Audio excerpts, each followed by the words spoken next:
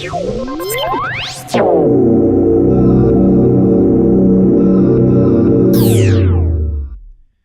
everybody, this is Shane O'Neill from Fruchtman Marketing, and today in our educational series we're going to talk about understanding effective paid search marketing, also known as SEM.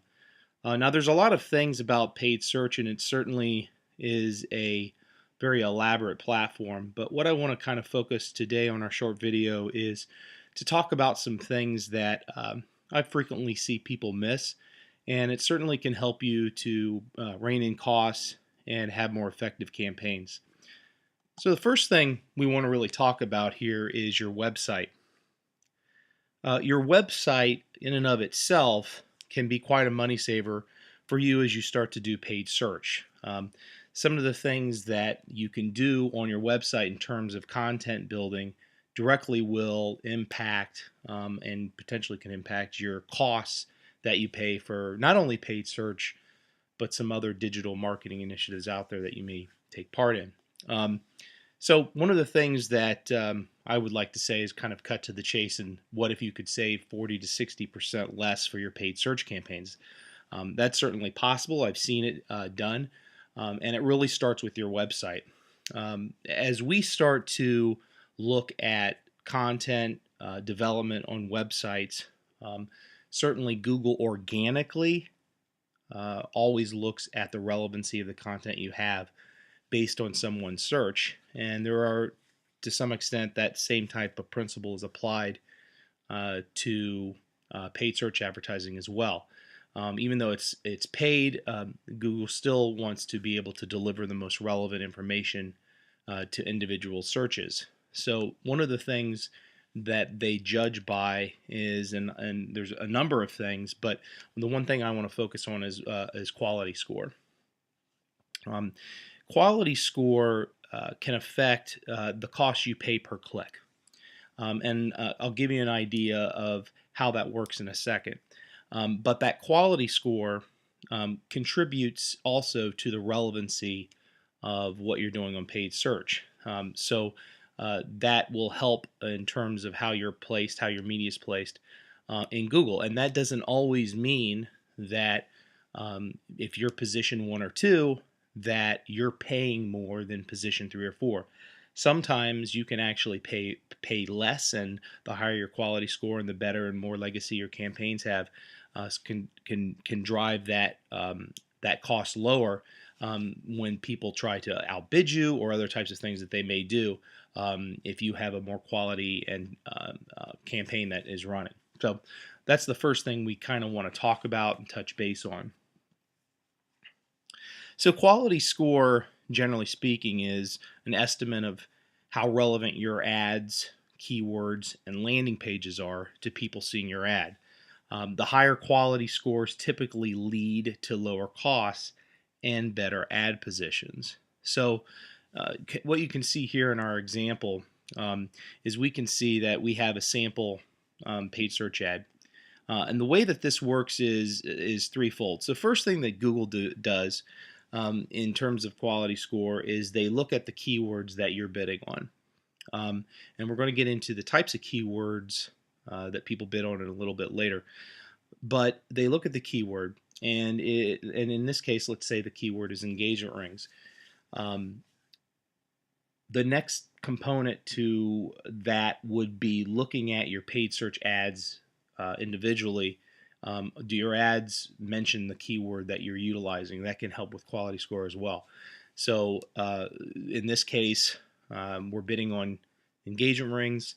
In our ad, you can see it says diamond engagement rings, large selection and best price. You have your jeweler's URL there. Engagement rings is again repeated, beautiful engagement rings, timeless, unique styles, shop now, online now. So this really repeats that engagement ring keyword a couple times. And then, of course, the next thing Google looks at is the landing page for engagement rings. As you can see here in this example, the page that the ad links to is taking to a page that is showing engagement rings. And you can see that this page, again, repeats the keyword in the header, engagement rings, and then it also repeats it in the body copy that is right above the gallery. So in terms of relevancy, this is a very relevant ad because the keyword is engagement rings. The ad is repeating the word engagement rings, and the landing page is talking about and showing engagement rings. So that's the basic concept of how to look at a quality score and how that can help you with your paid search campaigns. Now, the one thing I will say about campaigns is oftentimes what I see if looking at legacy campaigns is I may see um, um, a campaign, and let's just, for example, we're going to get on the next slide is to show you how these campaigns break out. But for example, having a campaign with hundreds of keywords in there, that was certainly more common years ago, four or 5 years ago. People are starting to be a little bit more um, targeted in how they utilize online paid search. But when you have a number of keywords, obviously it becomes more difficult to utilize those keywords into your ads themselves. So as a result, you may, of course, want to have multiple ads, but your keyword list usually is in a more attainable number of words if it's very targeted, such as maybe 15 to 20 keywords might be what you're bidding on. Sometimes there's opportunities to bid on less depending on how you're doing it.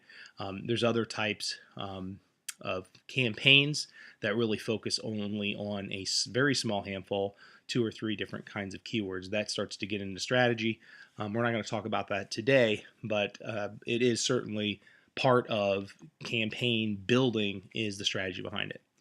So that really is kind of all I wanted to talk about in terms of quality score. So the next thing we kind of want to look at is how you set your campaigns up. You want to be able to set up campaigns based on the category that you are advertising to. Um, um, what you see here in this example is we have, and you may have more, we have 4 different campaigns. So using this, for example, I may have a campaign over here. This campaign may have a couple ad groups in it with different ads. I have 4 of them total, and so they can be various campaigns. They could be engagement rings. They could be in the center here, the example, custom design.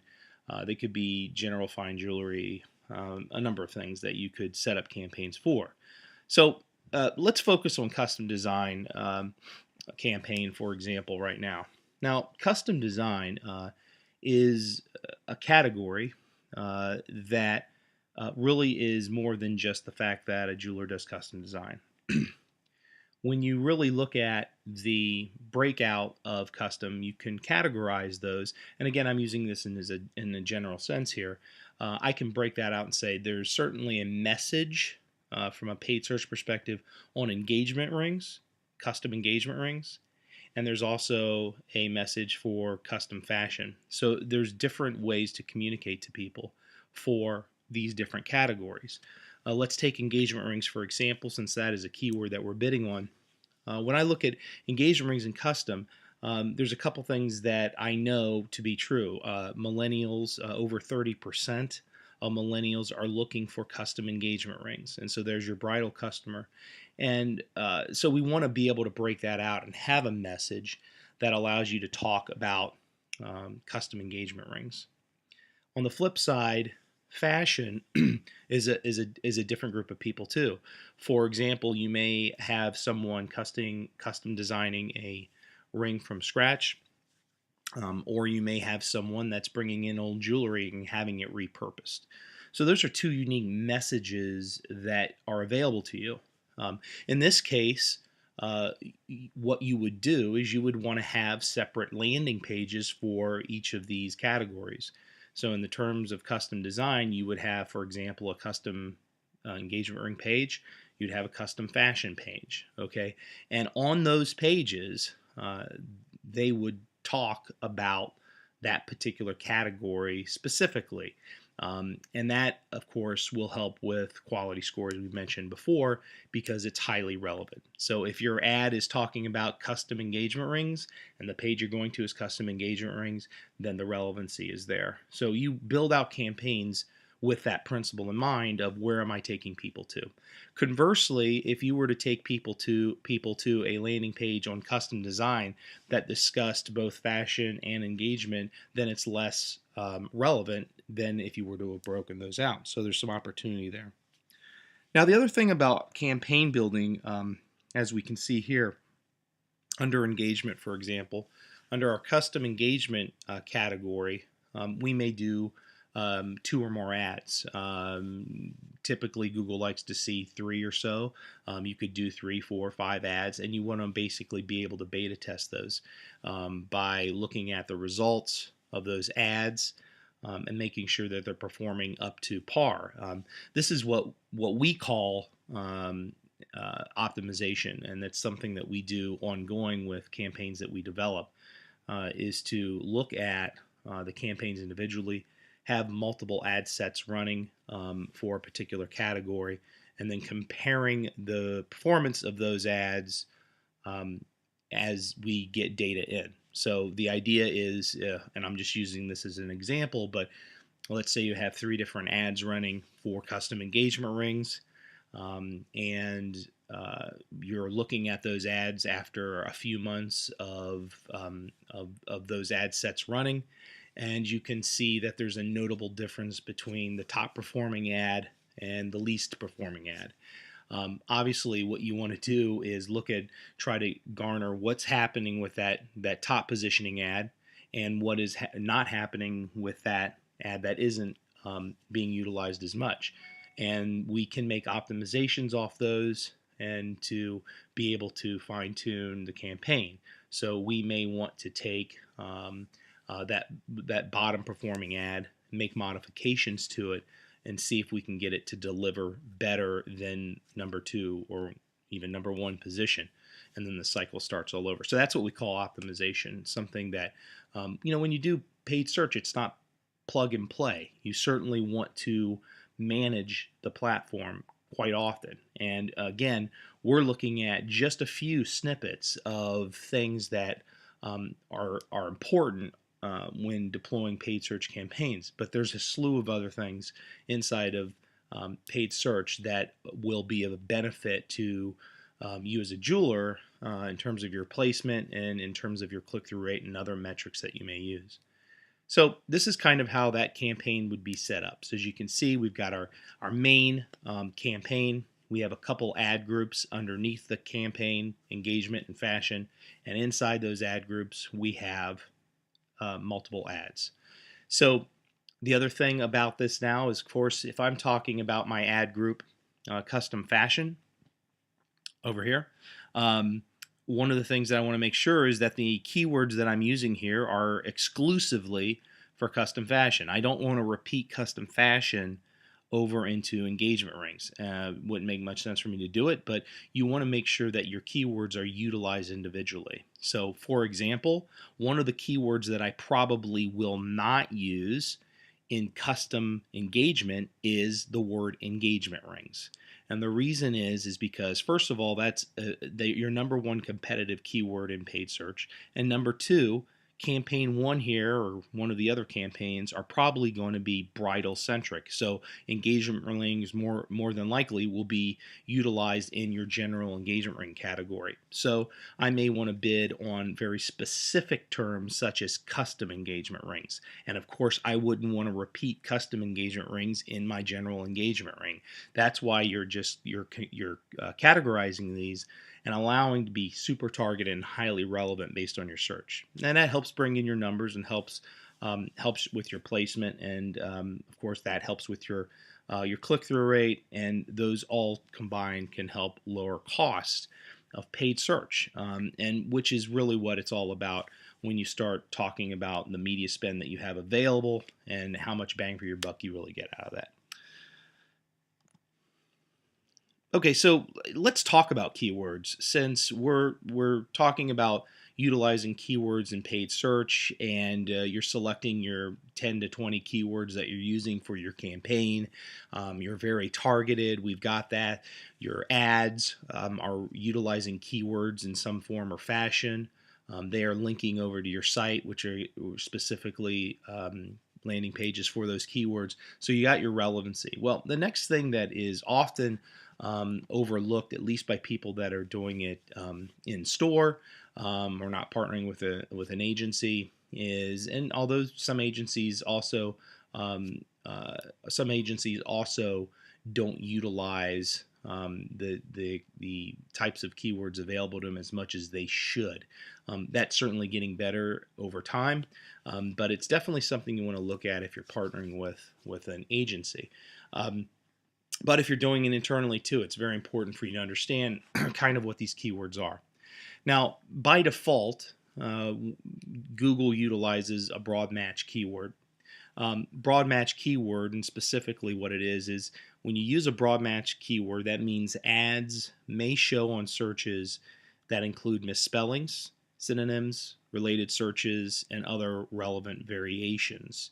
Okay, so for example, as you can see here, our example is engagement rings. In a broad match scenario, for example, if someone typed diamond rings, that may allow your ad to show because it's a related search, and it's a relevant variation of a broad match keyword.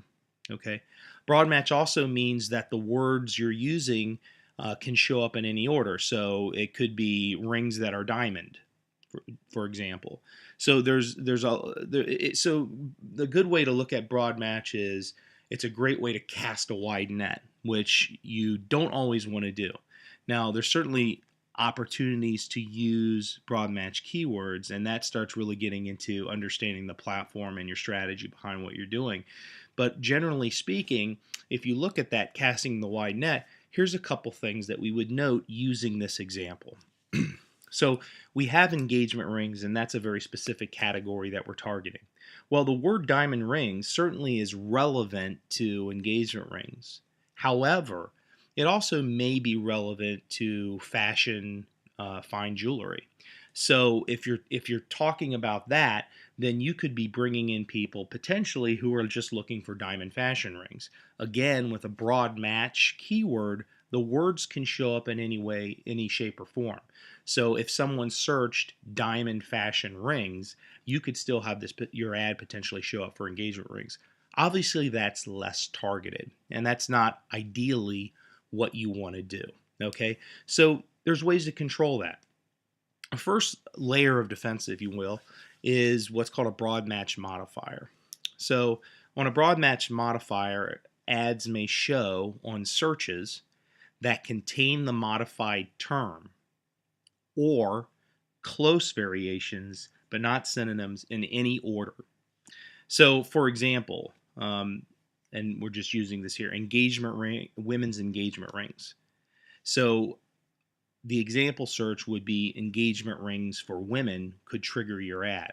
So you can see that we're not, the word women is obviously different than women's, but it's such a close variation of that, and you can, of course, make the connection for the ad showing.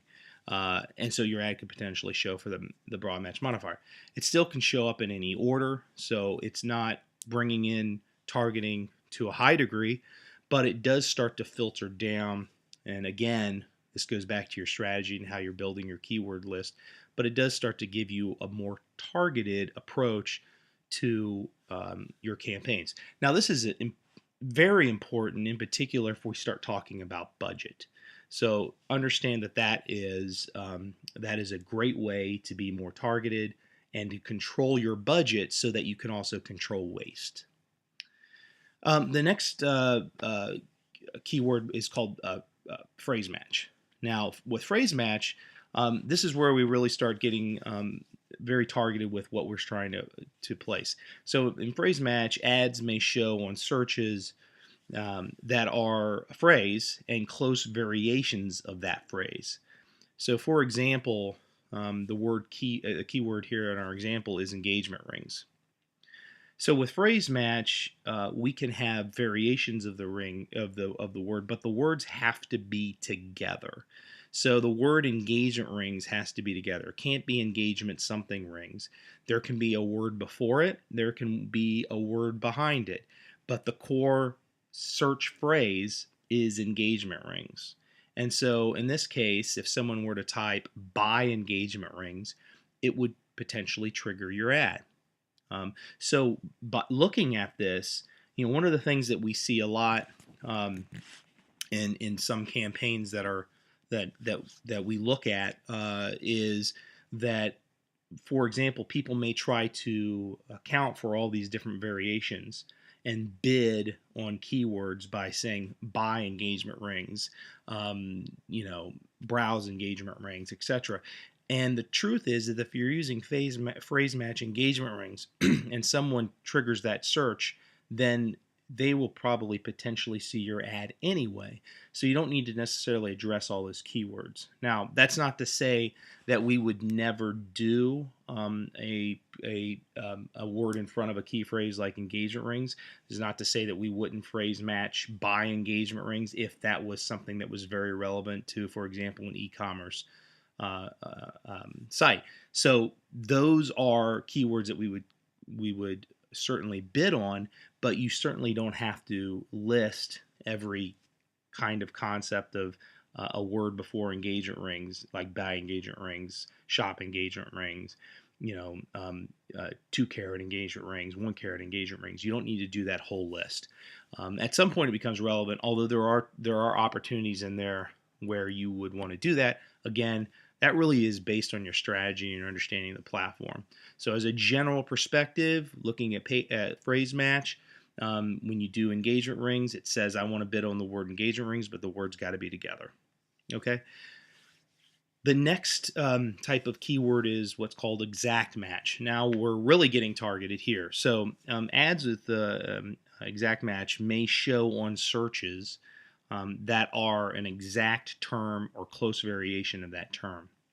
So for example, we're bidding on engagement rings, and our example search would be engagement rings. So we're not looking for words before, words after. We specifically are looking for people that we know search for just the phrase engagement rings. That's very targeted. Now, it's not to say you shouldn't use this.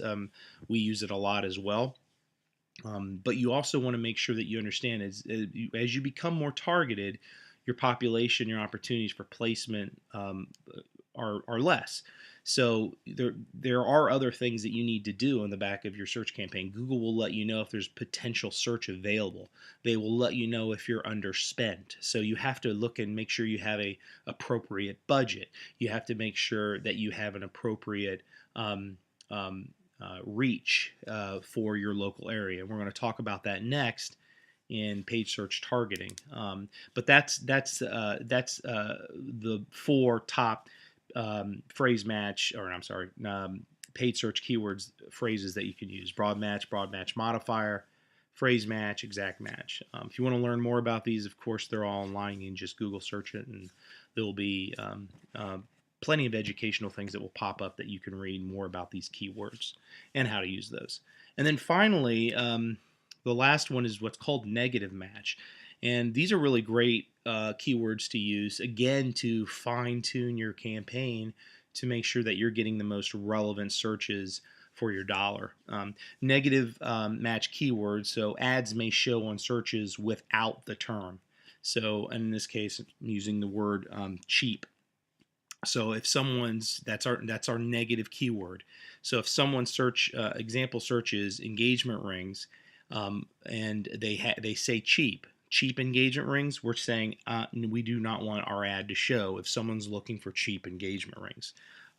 This can also be, for example, costume jewelry. If someone's searching costume jewelry, costume would be a good negative match keyword for general fashion jewelry. If you're not selling costume jewelry, you certainly don't want people looking for that search. So negative keywords are very important as well. Next thing I want to talk about here, and this is very important too, and commonly I see targeting being something that's not very well thought out in terms of how people are placing. So, for example, and I'm just using this particular example here. We've got a retailer with 2 locations, and they are targeting 10-mile radiuses around their store. That's, as you can see here, it's called radius targeting. There's other types of targeting that you can do. There's location groups, there's bulk locations, etc. All of these targetings allow you to control where your ads are displayed. Now, generally speaking, if you're an independent retailer that's not doing e-commerce, based on your budget, you probably want to do a radius or a zip code designation around your store. One of the things that I've seen recently is a retailer with a small budget, and a small budget for paid search for some retailers could be around $1,500. That's a small budget. There's plenty of search out there available. Of course, it depends on where you're located, etc., and that would be part of the strategy in terms of figuring out your overall budget and the search that's available. But this particular jeweler was targeting their entire state with this very small budget. And what has happened was is they were getting very um, uh, broad with where their ads were showing. And so, of course, the further they go out from their store, the less relevant that those searches become. In particular, when you start getting 150, 200 miles away from the store, those people are highly unlikely to come in and visit your store in order to make a purchase. In particular, if you're not doing e-commerce, and specifically if you don't have a high enough budget to support that type of range. So when you're targeting, and again, I speak generally when we're talking about this, but in this case, we're looking at 2 10-mile radiuses around the store from radius marketing. And that alone, now this is in a Chicago area, this alone could support thousands of dollars in paid search. So you can understand how, as if we were to go broader, we would really not be very targeted in terms of what our spend is allocated towards our targeting area. Now, the other thing about targeting, which is great, is that you can also target by zip code. You can also target by location groups, which bundle particular areas, and DMAs. So this, of course, is in the settings of your paid search. You want to go in when you're doing that and you're doing your targeting, take a look. You can see what you're targeting around your store. You can target your top zip code, so they certainly don't have to be radius. They don't always have to be around your stores. There's plenty of things that you can do in order to target. So targeting is very important. It's great for you to understand how that works, and to make sure that the scope is realistic with what your spend is. Now, let's talk more about the example that I just used was here we had a retailer that was using their entire state for targeting with a smaller budget. So that was a lot of wasted dollars. Well, one of the things that we do know and that we can certainly assume is that the closer to the store a customer is, potentially the more relevant that customer would be for your search and for them to potentially come in and make a purchase. So the next thing that I would touch on in terms of targeting after you have your radiuses set up is you can look into targeting bid adjustments. So these are things that you can do, of course, in the back end of paid search and set this up. Now, in this case, we're kind of looking at a couple different things here. So in this case, you can see I have a 15-mile radius around my location. Okay, so around my store, I have a 15-mile radius. That's what I want to bid on. I have an appropriate budget to do that. Then below this, you can see right here, I also have a 7-mile radius around my location. Now, what am I doing? Well, this is me doing targeted bid adjustments based on location. So this is very important.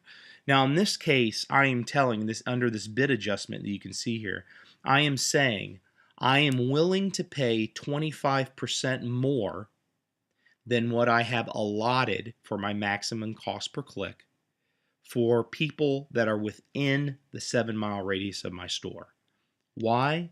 because I feel that they are more targeted, I feel that they are more relevant, and I have a better opportunity to bring them into the store. So they're worth the extra cost per click to get those individuals and to make sure when people are searching for whatever it is I'm bidding on that they, out of all people, definitely see my ads. So, so that is a great way to make sure that you deliver your media spend the most efficient you can to individuals in your area. Now, some of the things that also happen in this is some of the metrics also improve too. You could see that in our general targeting campaign, 15-mile radius, um, we had 3,300 clicks there, had 220,000 impressions. Our click-through rate was 1.52, which is very good, and our cost per click was $2.36. So all fine and well. Position looks good too. So by all measures, that's a very nice performing campaign. Now, if we start to look at the targeting area, because our assumption that it's more relevant, we would also assume that click-through rates and other metrics would improve because of relevancy. And in this case, we can see that that holds true. So we certainly had less search because we're closer into the radius around the store. But when we look at our performance, it improved on all levels. So for example, our click-through rate went up to 2.09%. Our average cost per click went to $1.76, and our position here improved to 1.8. So that makes sense when you start thinking about people closer to your store, potentially being a more relevant and targeted consumer for you. So targeting bid adjustments is another very important thing in order to, again, to make your campaigns as efficient as you can. Okay, so those are a few things that I wanted to touch on today in terms of areas that you can really focus on to help improve your campaigns. And in future educational series, we'll talk more about some other paid search opportunities as well. Before we go here, I do want to touch on just a couple more things. First thing is there's a big change in AdWords that happened earlier this year. Some of you have probably noticed it. Some of you may have not, but I just want to touch on it real quick. One of the things that has happened is previously paid search ads, these are what you see here. They have the green indicator as an ad. They used to appear not only in the top part of here. Usually it was the first up to the first 3 spots here, and you would have listings over here for ads as well. Those have disappeared. So Google has now removed paid general paid search campaigns from the right-hand side. So what has happened now is that the real estate in what is typically quote unquote called organic listings is what you typically see here has increased. So we now have up to 4 ads showing at the top here, and we have up to 3 ads in the bottom. And in the middle, you have your organic listings. So there's a couple things that we know from this. One, paid search is extremely important in terms of positioning your business with online paid search. And number 2, organic is much more difficult to get on page 1 because the real estate has disappeared. So all of these things are important in terms of looking at an overall digital marketing plan in terms of how you not only show up from paid, but also how you show up from organically. So again, going back to our first slide talking about content, all of that also helps with what's called organic SEO.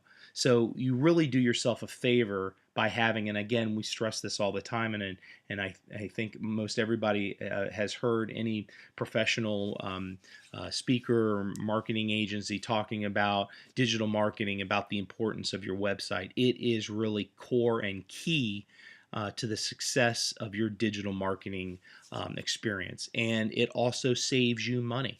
And it can pay for itself in the course of a year depending on what your marketing spend is. So it's very important to look at how you develop content on your website and how it applies to everything that you do, not only from your paid search, but also from your organic listings.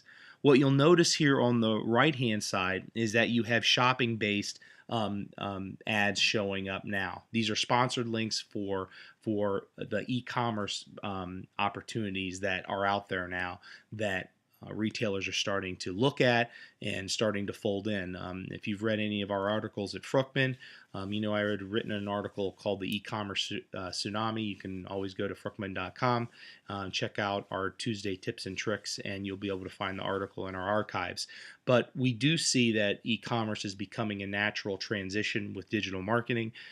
It's going to be talked about more in the upcoming months and years, and at some point it's going to be a necessity for an independent retailer to have that e-commerce perspective. And you can see that already Google is tipping its hat in terms of relevancy for things like shopping online and positioning and placement for those types of advertisers.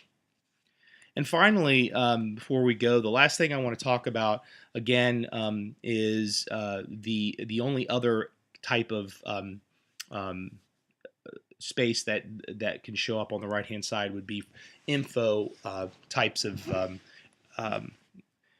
areas such as your Google business page. So that's the only other thing that you typically will see on the right hand side now.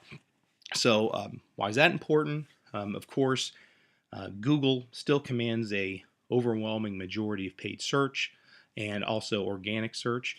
But the key factor here now is your business pages. And if you haven't claimed your business page, all you need to do is go to Google My Business. You'll be able to look up the address of your page, and you'll be able to go through a process to claim that page. It's important because it helps with SEO. It is something that Google lists and ranks, so you connect these to your websites. It helps you with organic SEO.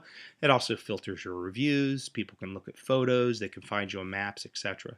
So claiming your Google page is important, and it's also something that can show up on that right-hand side as opposed to just the paid advertising that we saw for shopping. So that's a quick snapshot of how to be efficient with paid search. We'll talk more about this in upcoming webinars, but I hope you enjoyed it. Thanks for watching, and for more information about Fruchtman Marketing, visit us online at fruchtman.com.